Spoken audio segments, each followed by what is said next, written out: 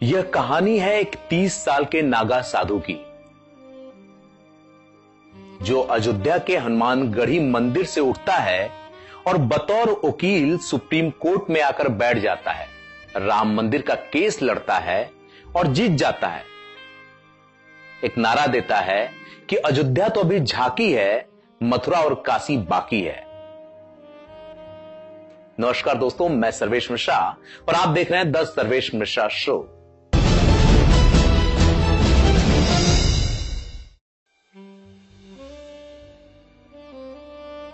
आज की स्टोरी का किरदार आपकी सोच बदल देगा, क्योंकि यह एक नागा साधु है जो देश की सर्वोच्च अदालत में मुकदमा लड़ता है, जिसका नाम है करुणेश शुक्ला।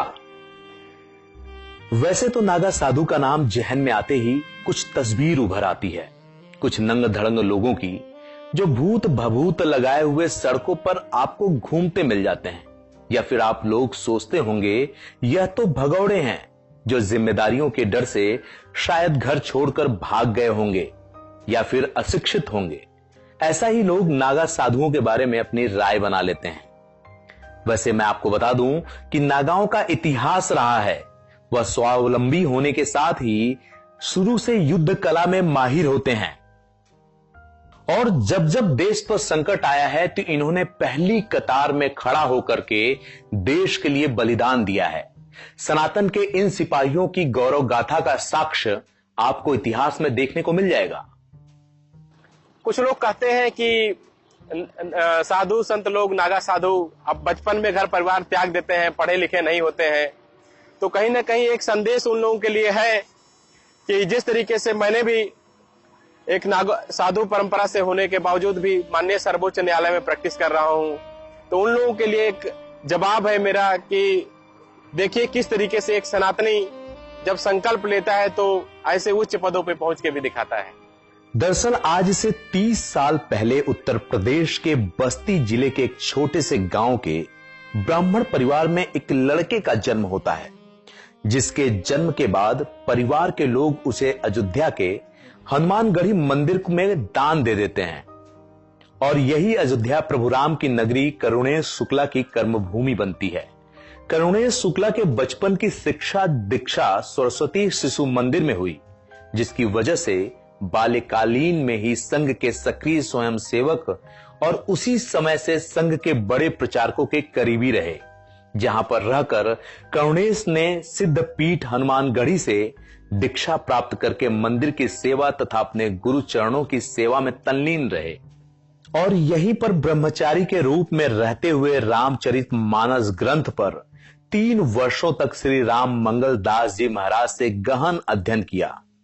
इसके साथ ही वेदांत, गीत गोविंद, भक्तमाला की शिक्षा अयोध्या स्थित पंचमुखी हनुमान मंदिर से प्राप्त की तथा एक सफल विद्वान कथावाचक बने। बचपन में जिस तरीके से माता पिता ने माना था कि एक बच्चे को हमें धर्म कार्य के लिए लगाना है, तो उन्होंने हमें हनुमानगढ़ी अयोध्या मंदिर में डोनेट किया। और वहां पे बचपन में मैं सेवा कार्य में लगा और सेवा कार्य में लगे रहने के साथ में पूजा पाठ भी करता था और गुरुजी की आज्ञा का सारा पालन भी होता रहता था, साथ में पढ़ाई भी चलती रहती थी। तो साथ साथ में पढ़ाई होने के बाद में जब आप मान के चलिए कि जब मुकदमा श्री राम जन्मभूमि का सर्वोच्च न्यायालय में पहुंचता है, तो उस समय गुरु जी के द्वारा आदेश हुआ कि आपको अब वकील बनना है। तो उस आज्ञा का पालन करते हुए हमें वकील बनने के लिए पूरी तैयारी किया। एक अच्छे कथावाचक के रूप में जब करुणेश शुक्ला अयोध्या में मशहूर हुए, तो मान सम्मान, करोड़ों की संपत्ति, गुरु परंपरा से गद्दी और महंत तक की पदवी उन्हें मिल गई। इतना ही नहीं, अयोध्या से लेकर बिहार तक पचारी स्टेट की संपत्ति उनके नाम हो गई, यानी कि उनके आश्रम के नाम हो गई। लेकिन उसके बाद भी इस नागा साधु को सुकून नहीं था और वो भागना चाहता था। इतना ही नहीं, अन्य राज्यों में भी मंदिर की सारे ऐशो आराम की जिंदगी इस बालक को रास नहीं आ रही थी। क्योंकि हिंदू धर्म रक्षा की जो कसम उन्होंने नागा पानी के वक्त खाई थी वो पूरी होते हुए नहीं दिख रही थी। यहीं से करुणेश शुक्ला की जिंदगी में टर्निंग पॉइंट आता है और अंदर ही अंदर अयोध्या से बाहर निकलने का निर्णय लिया जाता है। और अब वो वक्त आ चला था जब राम मंदिर के लिए सिर्फ सपना देखने वाली बात नहीं थी, बल्कि जमीनी लेवल पे कुछ काम करना था। यही वजह थी कि करुणेश शुक्ला ने अयोध्या को छोड़कर खुद को कानूनी पढ़ाई में झोंक दिया।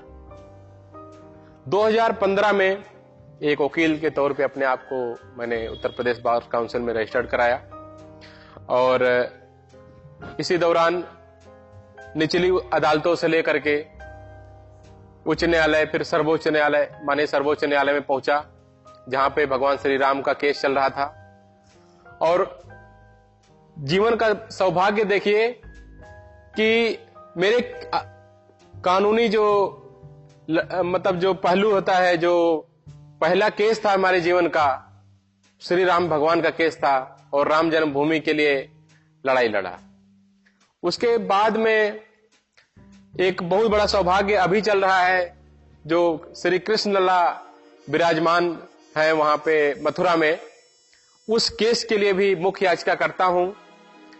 और उसी क्रमबद्ध में जिस तरीके से आप लोगों ने सुना है कि अयोध्या तो बस झांकी है, काशी मथुरा बाकी है, तो निश्चित तौर पे मथुरा के लिए पिटीशन फाइल कर दी है और हमारी ही टीम पूरी तरीके से लगी हुई है काशी के लिए। उसमें भी बहुत ही जल्द एक परिणाम मिलने वाला है। करुणेश शुक्ला ने वर्ष 2015 में खुद को एक वकील के तौर पर रजिस्टर करवाया और राम मंदिर के नाम पर खुद को समर्पित कर दिया।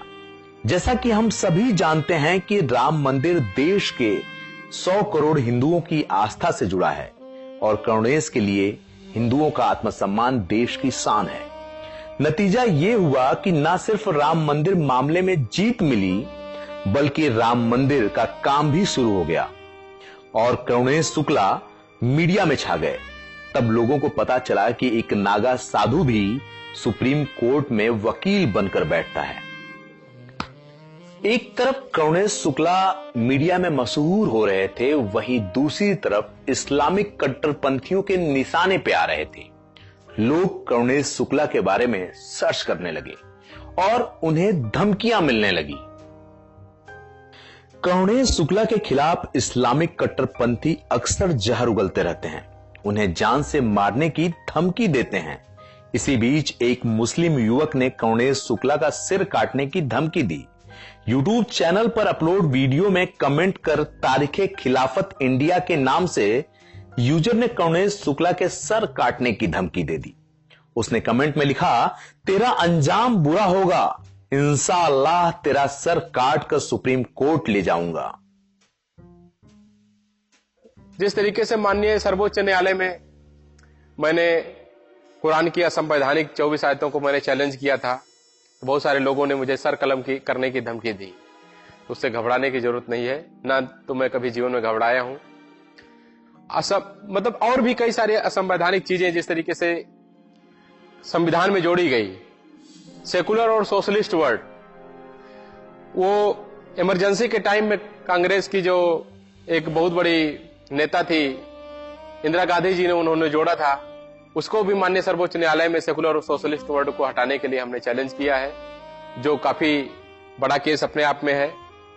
तो इस तरीके से राष्ट्र से जुड़े हुए, राष्ट्र को मजबूत बनाने के लिए जो भी केस होता रहता है उसको हम करते रहेंगे और इस जीवन को एक कैसे सौभाग्य, मतलब इस सनातन की सेवा में कैसे खत्म करना है, सनातन की सेवा में लगा देना है, इसके लिए हम हमेशा तत्पर रहते हैं और यही कोशिश रहेगी कि हमेशा सनातन के लिए अपने जान भी न्यौछावर कर दें तो इसमें कोई ग्लानि नहीं होगी। जय श्री राम।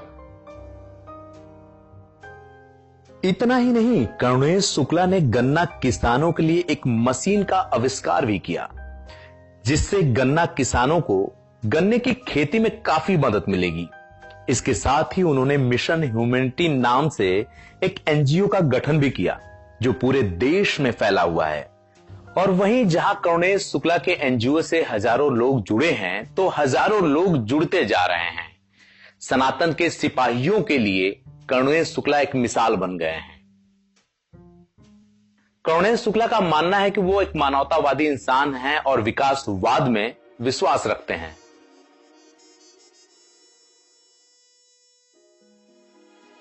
और अंत में मैं बस इतना कहूंगा कि धर्म सरित निर्मल रहे, मैल न मिश्रित होए, जन जन का होवे भला, जन जन मंगल होए।